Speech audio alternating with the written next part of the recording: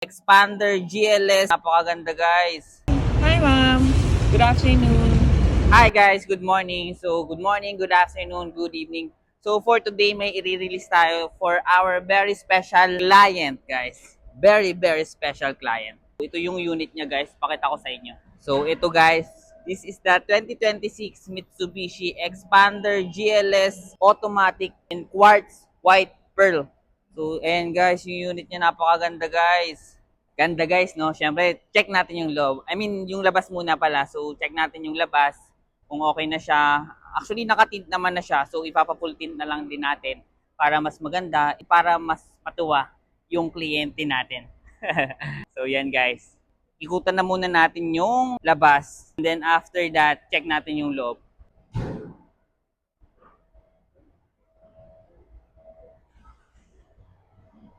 Ito yung likod niya.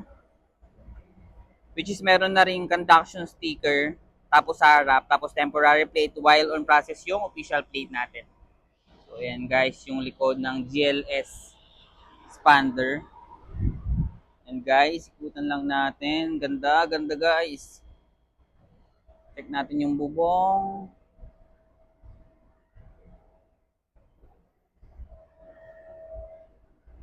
So ayan, sa harap may conduction sticker din, tapos may temporary plate.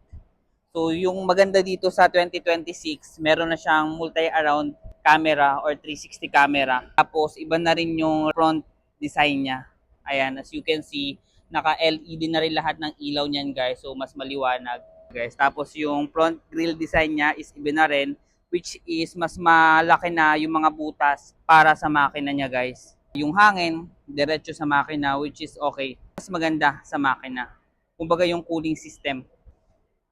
So, check natin tong loob, guys. Ito, meron na rin ditong turning signal light sa side mirror. Keyless operating na rin to. So, pindutin nyo lang to. Basta nasa inyo lang yung susi, guys. So, ito yung loob niya, guys. Ayan na. So, ayun yung client natin, guys. Mamaya papakita ko sa inyo kung sino yung client natin. Very special, guys.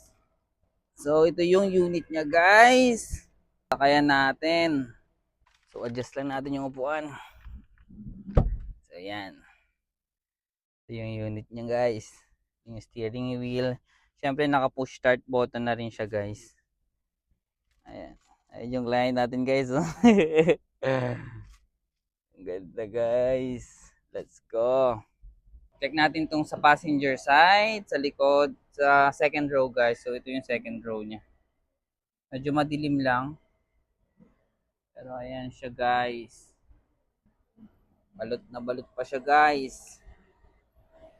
Ma-open kaya natin itong likod. So, hindi ko na ma-open itong likod kasi baka tumama siya dito, guys. So, ayan. Sobrang ganda ng white.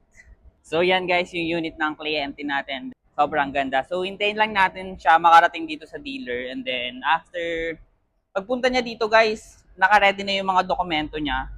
So, magsasign na lang siya and everything. Tapos, magpe-payment. And then, after that, papaliwanag ko lang sa kanya kung ano yung mga dokumento or yung nilalaman ng mga dokumento na papapirmahan ko sa kanya. And then, after that, papacheck na lang namin sa finance. Tapos, kung may kulang, ibabalik yun sa amin. Then, kapag okay na, we'll proceed na sa releasing. So, mabilis lang naman yung process, guys. As long as kompleto tayo ng requirements and also na-prepare ko na yung mga ibang requirements. So, let's go, guys.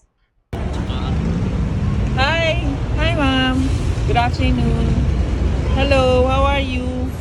So, ayan guys, pagkaupo nila, syempre binigyan ko lang sila ng may inom, tapos biscuit and also the Wi-Fi password. So, as you can see guys, ayan na siya, nagkukommit na siya ng 5 taon na loan.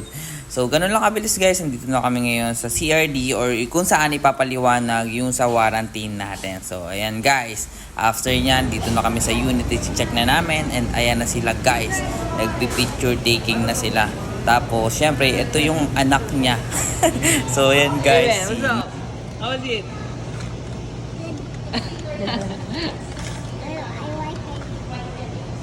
Be careful there, man. What? Alright, at this point guys, syempre unahin namin picturean si mother kasi make your parents proud nga, ika nga, diba? So, ito po yung client ko na si Maria Nicole, which is my family guys. Ito yung family ko guys, no? So, ito na kami, picture taking. So, yan.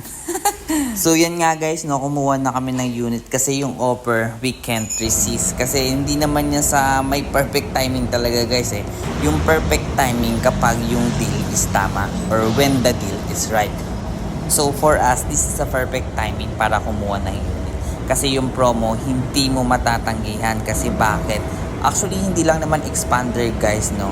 So, also the other unit, it offers 40,000 fuel support plus free 2 years PMS or yung periodic maintenance service ng sasakyan mo. So, for 2 years, wala kang babayaran. So, yan yung ibang maganda sa promo natin ngayon, guys. And syempre, there's more of that.